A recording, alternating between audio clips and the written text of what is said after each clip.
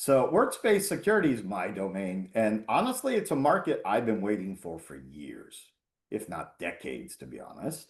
If you're not familiar with it, it's the convergence of endpoint and network, really XDR plus SASE. There's a lot more to it than that, throw in identity and throw in a bunch of other features. But in the end of the day, you have SASE vendors and you have XDR vendors all playing in the same pool. Or you have some people who do a little bit of both. For example, take Zscaler. They don't have a full SASE, they have an SSE, and they do a bit of endpoint, but they're not CrowdStrike.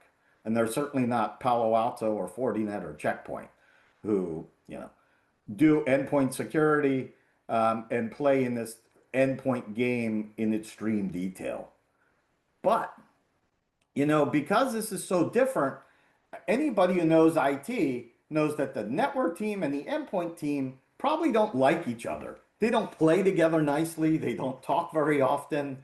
It's a battle between network and endpoint. And now with workspace security, the two are playing together and becoming one team. This is a huge evolution in security. And as a CISO, you have to say, okay, what products do I really care about and want to look at if I want to converge, limit my tools, limit my license cost, and overall truly say, hey, one vendor, single vendor strategy in security was always bad because you want a defense in depth.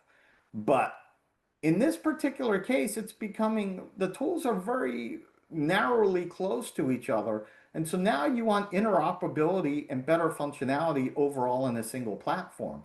And so our difference maker, the green triangles with the stripes, is SASE. Because, look at CrowdStrike.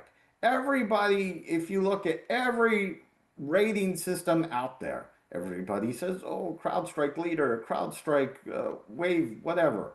But in this case, if you truly want a product that's working together, endpoint and SASE network, look at Fortinet, look at Cato, look at Cisco, look at Palo.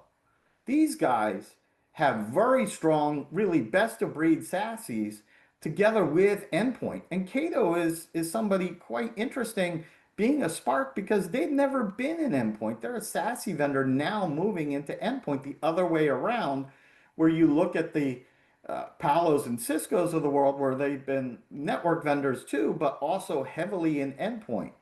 So this market is going to evolve very, very fast.